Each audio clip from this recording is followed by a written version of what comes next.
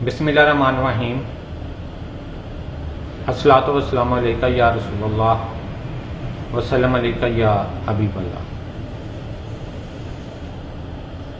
Doctor Babar Meen homeopathic clinic, Babar Chowk, Peoples colony number 2, Faisalabad की तरफ से तमाम होम्योपैथ डॉक्टर्स को, होम्योपैथिक कम्युनिटी को, होम्योपैथिक तलबा तालबात को, जूनियर्स डॉक्टर्स को अस्सलाम वालेकुम। दोस्तों, हमारी गुफ्तगू चल रही है बेलाडोना के हवाले से और हम देख रहे हैं कि बेलाडोना का मोड ऑफ एक्शन क्या है। बेलाडोना के अंदर पाए जाने वाले एक्टिव इंग्रेडिएंट्स एट्रोपिन किस तरह नर्वस सिस्टम को मुतासर करते हैं और किस तरह बेलाडोना की अलामात इंसानी जिस्म के अंदर डेवलप होती हैं और इसकी माइंड सिम्टम जो हैं वो क्यों डेवलप होते हैं, इसके माइंड सिम्टम जो हैं उनको डेवलप करने में बुनियादी किरदार अदा कौन करता है। इस हवाले से इस वीडियो से पहली जो वीडियो है उसमें हमने डिस्कस किया था कि बेलाडोना सेरिब्रम को किस तरह मुतासर करती है।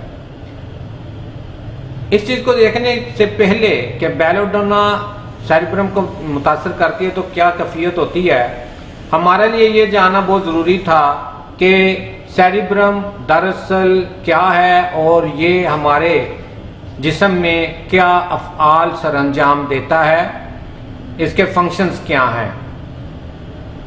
तो उसको लास्ट वीडियो में हमने डिस्कस किया था थोड़ा सा, और ये डिस्कशन का मकसद जो है, जो मुख्तसरन आप तक पहुंचाई जा रही है, बुनियादी मकसद ये है कि आप सेरिब्रम के फंक्शंस को समझें, देखें कि सेरिब्रम के अंदर किस तरह मुख्तलिफ चैनल्स को हैंडल किया जाता है, मुख्तलिफ यूनिट्स हैं जो मुख्तलिफ फंक्शन सर अंजाम देते हैं। और जब हमारा नर्वस सिस्टम जो है CNS और PNS यानी सेंट्रल नर्वस सिस्टम और पेरिफेरल नर्वस सिस्टम एट्रोपिन के ज़ेरे असर आता है और ज़ेरे असर आने के बाद उसमें फालजी कैफियत पैदा होना शुरू हो जाती है, उसमें कंजेशन पैदा होना शुरू हो जाती है, उसमें इन्फ्लेमेशन पैदा होना शुरू हो जाती है, तो डेफिनेटली वो अपने अफ़आल सर अंजाम देने में जो है वो नाकाम हो जाते हैं, वो अपने अफ़आल सही तरीके से up to the standard perform नहीं कर पाते।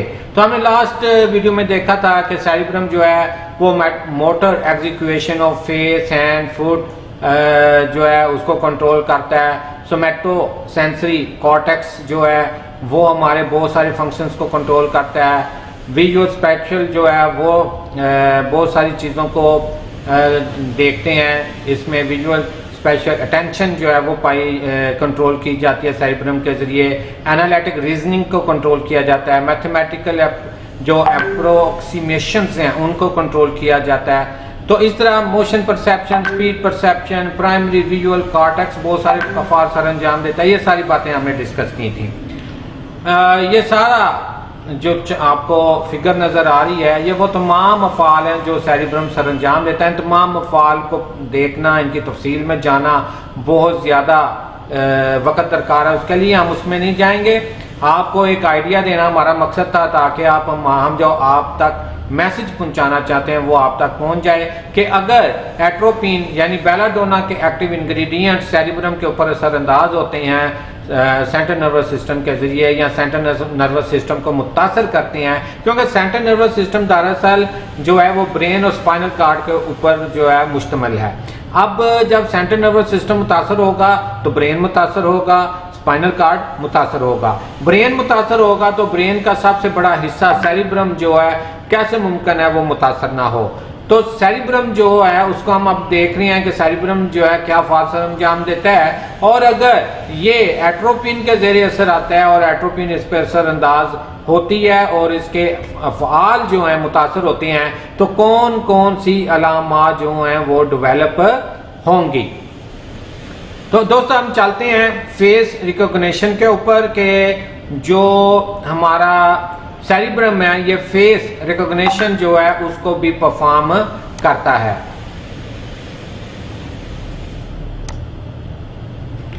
फेस रिकॉग्निशन होती क्या है? फेस रिकॉग्निशन जो है चेहरे की शनाख्त को कहा जाता है, यानी चेहरे की शनाख्त किसी फर्द के चेहरे का इस्तेमाल करते हुए की जाए। इसकी शनाख्त या तस्दीक करने का एक तरीका है जिसे हम फेस रिकॉग्निशन कहते हैं। ये आम आपको लाइफ में बहुत सी जगह पे मिलेगा। बहुत सी जगह के ऊपर आपकी पिक्चर्स को स्कैन किया जाता है, आपके थंब जो प्रिंट्स हैं उनको स्कैन किया जाता है, मैच किया जाता है। जैसे आप आईडी कार्ड बनाने जाते हैं तो आपकी 5 उंगलियां जो हैं उनको स्कैन किया जाता है, आपकी पिक्चर जो है उसे लिया जाता है ताकि इन फ्यूचर कभी भी ज़रूरत पड़े तो उसको मैच किया जा सके। अब हमारा जो सेरिब्रम है वो हम किसी शख्स को पहचानते हैं तो हम किसी शख्स को कैसे पहचानते हैं? यानी हमारा कोई दोस्त, हमारा कोई जानने वाला अगर राह चलते हमें कहीं मिलता है तो हम फौरी तौर पे उसको पहचान लेते हैं और फौरी तौर पे हम हमारे पास डाटा आ जाता है कि इसका नाम ये है, ये यहाँ पे रहता है और इतने अरसे से हमारे साथ जो है इसके तल्का जो है वो हैं। उसमें होता क्या है कि इसी पैटर्न को मद्देनजर रखते हुए आजकल आपको प्रैक्टिकल लाइफ के अंदर ऐसी डिवाइसेस मिलती हैं जो कि फेस रिकॉग्नाइजेशन के काम आती हैं, जो कि आई को रिकॉग्नाइज करती हैं, जो आपके थंब इम्प्रेशन जो है उसको रिकॉग्नाइज करती हैं। बहुत सी आप अदारे देखेंगे जहाँ पे अटेंडेंस जो है वो थंब के जरिए लगाई जाती है कि आप जाते हैं, आप थंब स्कैन करते हैं और आपकी अटेंडेंस जो है वो लग जाती है। सेम इसी तरह हमारा सेरिब्रम जो है वो इस चीज़ को कंट्रोल करता है अपने फेस रिकॉग्निशन यूनिट के ज़रिए। इसमें क्या होता है कि विजन के ज़रिए, आँखों के ज़रिए जो हमारी कह सकते हैं कि एक बड़ी अहम सेंसरी ऑर्गन है, उसके ज़रिए हम किसी भी फर्द जो है उसके चेहरे का मखसूस एक स्केच, यूनिक फेशियल डाटा जो है वो हम कलेक्ट करते हैं। अब आप ये देखेंगे जब ये डाटा कलेक्ट किया जाएगा तो इसमें हमने पहले जो कुछ पढ़ा है या लास्ट वीडियो के अंदर जो चीज़ें हमने डिस्कस की हैं वो चीज़ें इसमें इम्प्लीमेंट होती हैं। ठीक है, जैसे अगर हम देखें तो हमने इसमें देखा था विजुअल स्पेशल अटेंशन को देखा था, उसके बाद हमने एनालिटिक रीजनिंग को देखा था, मैथमेटिकल अप्रोक्सीमेशंस को देखा था। तो ये वो सारी चीज़ें हैं जिनको यूज़ करते हुए किसी चेहरे को रिकॉग्नाइज किया जाता है। अब ये इस चेहरे का डाटा जो है वो लिया जाता है, उसका यूनिक फेशियल डाटा कलेक्ट किया जाता है, उसका नाक कैसा है, आंखें कैसी हैं, चेहरा लंबा है, गोल है, कैसा है, ये सारा कुछ उसको ले लिया जाता है। उसके बाद आपके जहन में, आपके दिमाग में, ब्रेन में जो डेटाबेस मौजूद है जहाँ पे लातादाद पिक्चर्स जो हैं वो महफूज हैं, क्योंकि हमारा दिमाग जो है वो नेचुरली ऑटोमेटिकली जिस भी फर्द के साथ हमारा तल्लुक रहता है उसका एक इमेज हमारे ब्रेन में महफूज हो जाता है। और आने वाले वक्तों में जब भी हम किसी भी रिश्तेदार को, दोस्त को मिलते हैं तो हमारा जो ब्रेन है या हमारे सेरिब्रम का ये वाला पोर्शन जो है फेस रिकॉग्निशन का, वो उसके ऊपर अमल करता है और अपनी डाटाबेस में पड़े हुए इमेज के साथ आपके सामने, जो आपकी आंखों के सामने जो फर्द खड़ा है उसके फेस इमेज को, उसके फेशियल डाटा को अपनी डाटाबेस में मौजूद मुख्तलिफ जो फेशियल डाटा होता है उसके साथ मैच करता है और जिस पिक्चर के साथ वो मैच कर देता है वो पिक्चर आपके जहन में आ जाती है और आप उस बंदे को रिकॉग्नाइज कर लेते हैं कि ये XYZ फलां बंदा है। तो अब जब आप ये देखें कि हमारा सेरिब्रम जो है वो मुतासर होता है एट्रोपिन जो है उसकी वजह से, तो फेस रिकॉग्नाइजेशन जो है ये जो पावर है, ये जो खासियत है हमारे सेरिब्रम की, डेफिनेटली वो भी मुतासर हो जाएगी। जैसा कि हम कहते हैं कि बेलाडोना का जो पेशेंट है, अपने करीब जो लोग होते हैं, जो उसके करीबी लोग होते हैं, जो उसके जानने वाले होते हैं, उनको भी जो है वो वादे तौर पे नहीं पहचानता।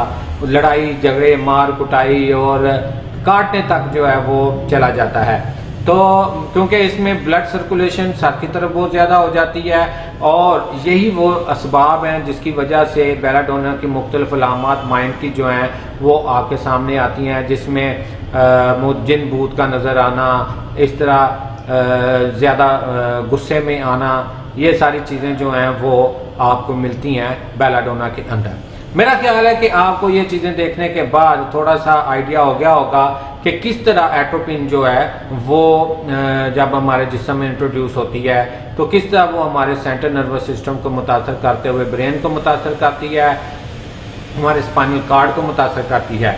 अब जब हम ब्रेन की बात करते हैं तो ब्रेन का सेरिब्रम और सेरिबेलम जो है दो अहम तरीन हिस्से हैं, जिनमें से सेरिब्रम के ऊपर हम बात कर रहे हैं। इसके बाद हम सेरिबेलम को भी देखेंगे और देखेंगे कि उसके कौन कौन से फाल जो हैं जिसको बेलाडोना जो है वो मुतासर करती है और मुख्तलिफ किस्म की अलामात पैदा करती है एक हेल्दी बॉडी के अंदर। इससे पहले कुछ पीछे चले जाएं तो हमने एक ऑडियो में आपको बताया था कि बेलाडोना की कितनी खुराक कौन कौन सी अलामत जो है वो पैदा करती है, कि अगर हम 5 ग्राम जो है वो 0.5 ग्राम देते हैं तो क्या होगा, 1 ग्राम देते हैं क्या होगा, 2 ग्राम 3 ग्राम 5 ग्राम के ऊपर क्या क्या अलामत आएंगी और कौन कौन से जिस्म के अज़ू जो हैं वो मुतासर होंगे।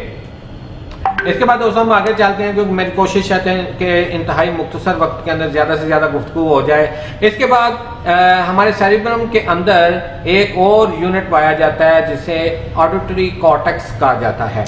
ऑडिटरी कॉर्टेक्स जो है वो भी बड़ा अहम किरदार अदा करता है। ये टेम्पोरल लोब का वो हिस्सा है जो इंसानों और बहुत से दूसरे फुकारिया जानवरों में समई मालूमात को प्रोसेस करता है। ये समई निज़ाम का एक हिस्सा है, समात में बुनियादी और अगला फाल्स अंजाम देता है। इसका काम क्या है, आने वाली वॉइस रेजेस जो हैं, लहरें जो हैं उनको लेने के बाद प्रोसेस करना, प्रोसेस करके जो है वो आगे दिमाग तक पहुंचाना ताकि हमारा ब्रेन जो है वो उनको समझ सके और समझने के बाद उसके ऊपर क्या रिएक्शन शो करना है, क्या रद्द अमल देना है, उसके ऊपर वो उसका डिसीजन कर सके और डिसीजन करने के बाद उसके ऊपर इम्प्लीमेंटेशन जो है वो हो सके।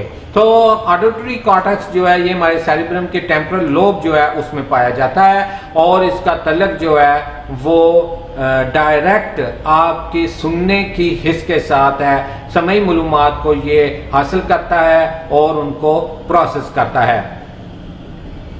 अब अगर आप अंदाज़ा करें, थोड़ा सा आइडिया लें कि अगर हमारा सेरिब्रम जो है वो किसी भी वजह से फालजी कैफियत में चला जाता है या उसके अंदर ब्लड कंजेशन हो जाती है तो क्या सूरत हाल पैदा होगी। यही वो वजह है जिसकी वजह से बेलाडोना के अंदर आप देखते हैं कि उसके कानों में मुख्तलिफ आवाज़ें जो हैं वो सुनाई देती हैं क्योंकि उसकी जो ऑडिटरी कॉर्टेक्स है वो मुतासर होती है एट्रोपिन के असरात की वजह से। तो ये जिस्म के जो मुख्तलिफ हिस्से हैं जिनका भी हम जिक्र कर रहे हैं, जैसे जैसे हम इन पार्ट्स को डिस्कस करेंगे वैसे वैसे हम उनकी मज़ीद तफसीलात को जानते चले जाएंगे। तो दोस्तों आगे हम चलते हैं स्पोकन लैंग्वेज कंप्रीहेंसेशन के ऊपर।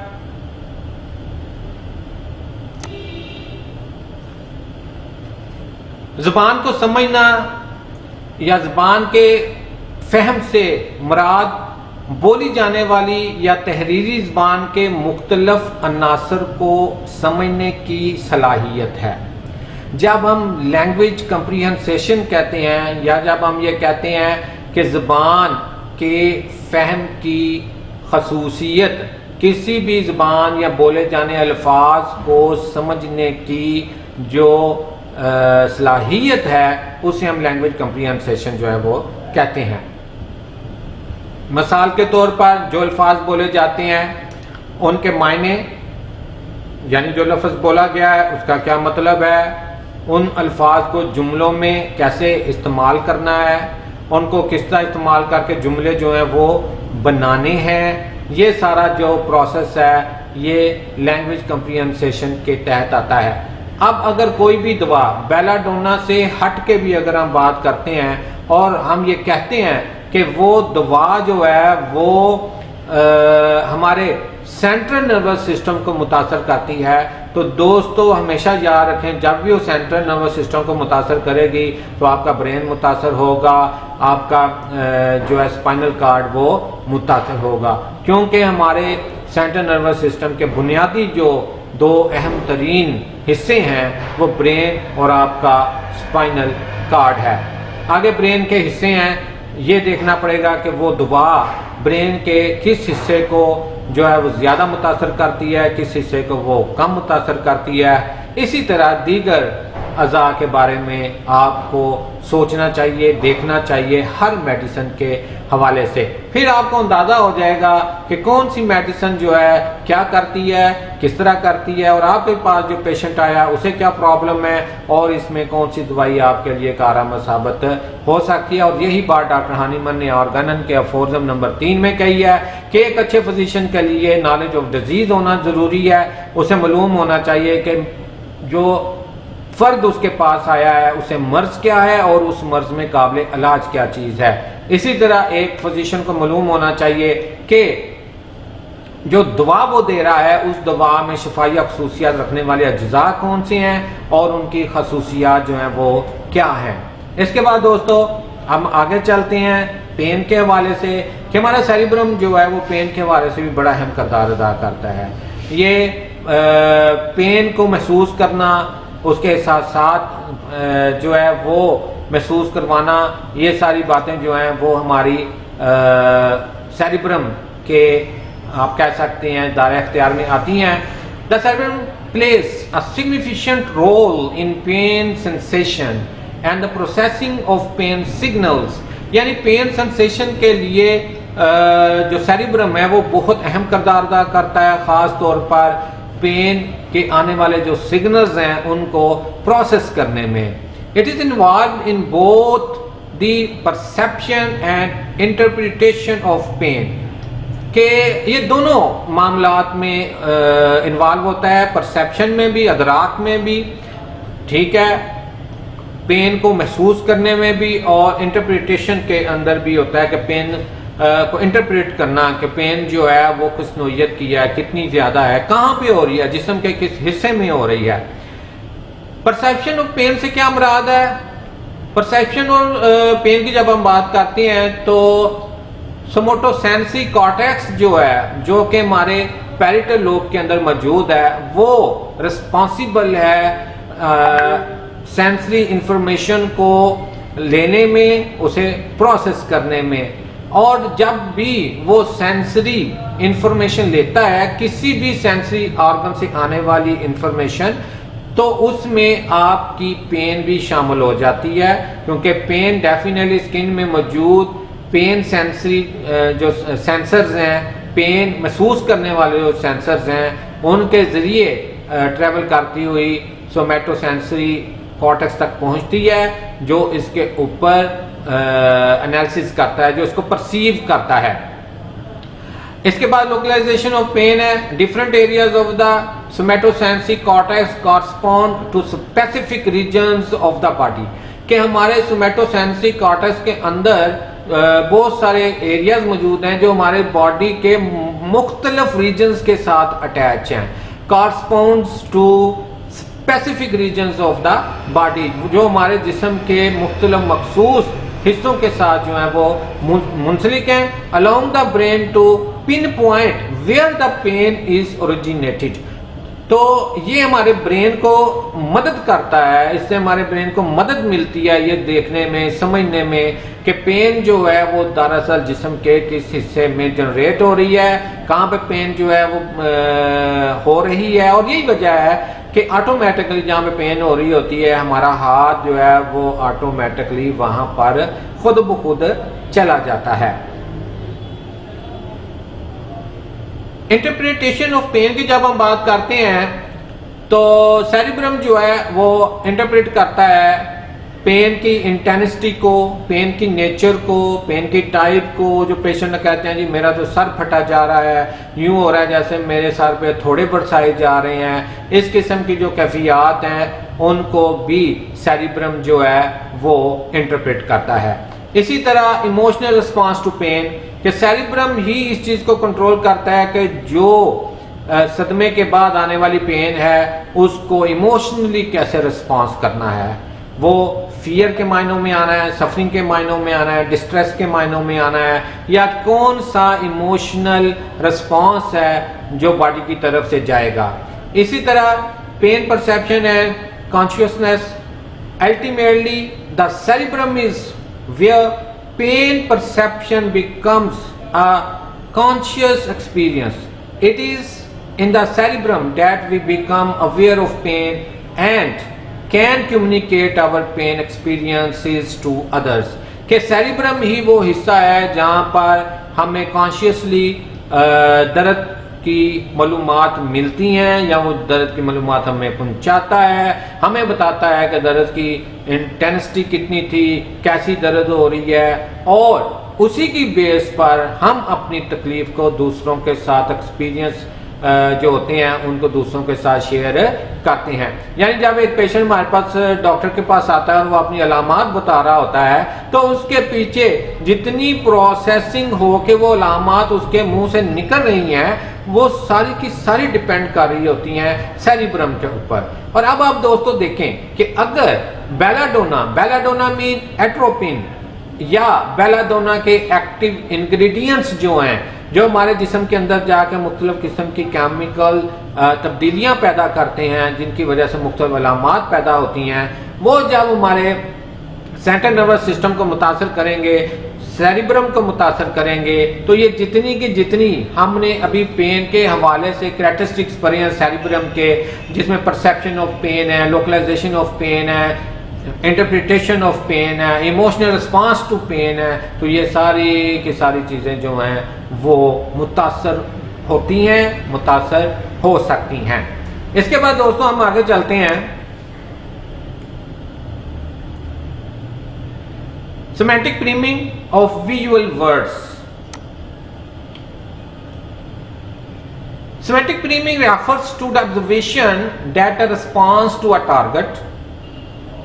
जस्ट फॉर एग्जाम्पल कि आपका एक टारगेट है dog is faster when it is preceded by a semantical related prime, for example cat compare to an unrelated prime. कि जब हम किसी भी चीज को किसी दूसरी चीज के साथ कंपैरिजन करना चाहते हैं, उसको देखना चाहते हैं, उसकी ऑब्जर्वेशन करना चाहते हैं, तो अगर वो आपस में मिलती जुलती होंगी तो ये प्रोसेस जो है वो तेज होगा, और अगर वो आपस में मिलती जुलती नहीं होंगी तो वो प्रोसेस तेज नहीं होगा। मिसाल के तौर पर अगर हम डॉग का जो मुकाबला है वो कैट से करते हैं तो हमें फौरी तौर पर पता चल जाएगा कि कैट ऐसी होती है, डॉग ऐसा होता है। लेकिन अगर हम उसका किसी ट्री या किसी और चीज के साथ जो है वो मुआवजा करते हैं ऑब्जर्वेशन के तौर पर, तो उसमें हमें समझ नहीं आएगी। मिसाल के तौर पे हम देखते हैं कि अगर हम एक एग्जांपल लेते हैं कि रैबिट है, रैबिट को जो है हेयर भी कहा जाता है, और एक अल्फाबेट जो है वो हेयर बालों के लिए भी इस्तेमाल होता है। तो डेफिनेटली जब आप रैबिट कहेंगे तो कभी भी आपके सामने HAIR हेयर नहीं आएगा, HARE हेयर जो है वो आपके सामने आएगा, क्योंकि हम लफ्ज रैबिट जो है वो बोल रहे हैं। इसी तरह अगर हम बाल कहेंगे तो उसका फौरी तौर पे हमारे सामने जो लफ्ज आएगा, या हम फर कहेंगे या हम कोई इस तरह का लफ्ज इस्तेमाल करेंगे जिसमें बाल जो हैं वो शामिल हैं, तो हमारे जहन में फौरी तौर पर जो लफ्ज सामने आएगा वो HAIR हेयर आएगा, HARE हेयर नहीं आएगा। तो ये जो प्रोसेस होता है, जो हम विजुअल वर्ड्स जो है उनकी प्रीमिंग करते हैं, ये भी हमारे सेरिब्रम के थ्रू होता है, सेरिब्रम ही इसको कंट्रोल करता है। अब आपने खुद ही जजमेंट करते चले जाना है, बार बार मुझे कहने की जरूरत नहीं है कि अगर बेलाडोना जो है वो असरअंदाज होती है हमारे सेंट्रल नर्वस सिस्टम के ऊपर, ब्रेन के ऊपर, हमारे स्पाइनल कार्ड के ऊपर, तो कहाँ कहाँ पे वो गड़बड़ कर सकती है, कहाँ कहाँ पे प्रॉब्लम जनरेट कर सकती है, और कौन कौन सी अलामत हमारे सामने जो है वो आ सकती हैं। इसके बाद हम आगे चलते हैं ऑल्फिकेशन के ऊपर। ऑल्फिकेशन दोस्तों, जैसा कि आपको पता है कि स्मेल से मुतल्लिका है, ये जो हमें मुख्तलिफ खुशबुएँ मिलती हैं सूंघने के दौरान, और हम खुशबू और बदबू के दरमियान फ़र्क कर पाते हैं। हम मुख्तलिफ खुशबुआत जो हैं उनके दरमियान फ़र्क कर पाते हैं कि ये जो है वो गुलाब की खुशबू है, ये मोतिये की खुशबू है, या ये कोई और खुशबू है, संदल की खुशबू है। तो ये जो खुशबुआत हैं, ये जो हम महसूस करते हैं, इसको प्रोसेस करना और इसको हमें बताना कि ये किस किस्म की या कौन सी खुशबू जो है वो इस वक्त हम महसूस कर रहे हैं, ये भी सेरिब्रम के जो है दायरा इख्तियार में आता है। सेरिब्रम ही इसको कंट्रोल करता है। इसके बाद एंटीसिपेशन ऑफ पेन की बात हम करते हैं। तो जब हम एंटीसिपेशन ऑफ पेन की बात करते हैं दोस्तों, तो सेरिब्रम दर्द की शिद्दत का अंदाजा लगाने में अहम किरदार अदा करता है। दर्द की शिद्दत का अंदाजा लगाने में अकली प्रोसेसेस जो कि सेरिब्रम में वाक़ हैं अहम किरदार अदा करते हैं। ये प्रोसेसेस सेरिब्रम के उन हिस्सों में होते हैं जो हिस्सी शऊर, जज्बात और फैसला साजी से मुंसलिक हैं।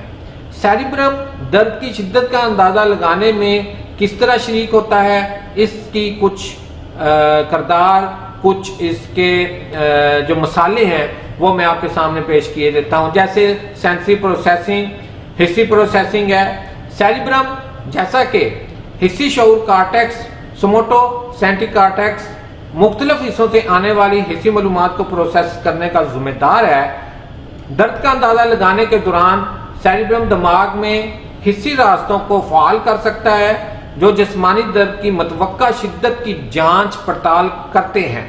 मिसाल के तौर पर ये वो शऊर को बढ़ा सकता है जो मुतासरा एरिया में मुतवक्का दर्द की तरफ ध्यान दिलवाता है कि हमारा ध्यान उस तरफ जाता है। इसके अलावा मेमोरी एंड लर्निंग भी इसमें होती है। इमोशनल रिस्पॉन्स जो है वो आता है इसके अंदर। कॉग्निटिव अप्रेजल आती है इसके अंदर। अटेंशनल फोकस आता है। पेन मॉड्यूलेशन इसके अंदर आती है और बहुत सारी चीज़ें इसमें शामिल होती हैं। मैं सिर्फ आपको मुख्तसरन थोड़ा थोड़ा एक आइडिया दे रहा हूँ, एक खुलासा पेश कर रहा हूँ ताकि आप इस चीज़ को समझ सकें कि किस तरह हमारी बॉडी के अंदर जाके कोई भी मेडिसिन जो है वो असरअंदाज होती है, किस तरह वो हालात पैदा होते हैं जिससे मुख्तलिफ किस्म की अलामत जो हैं वो सामने आती हैं।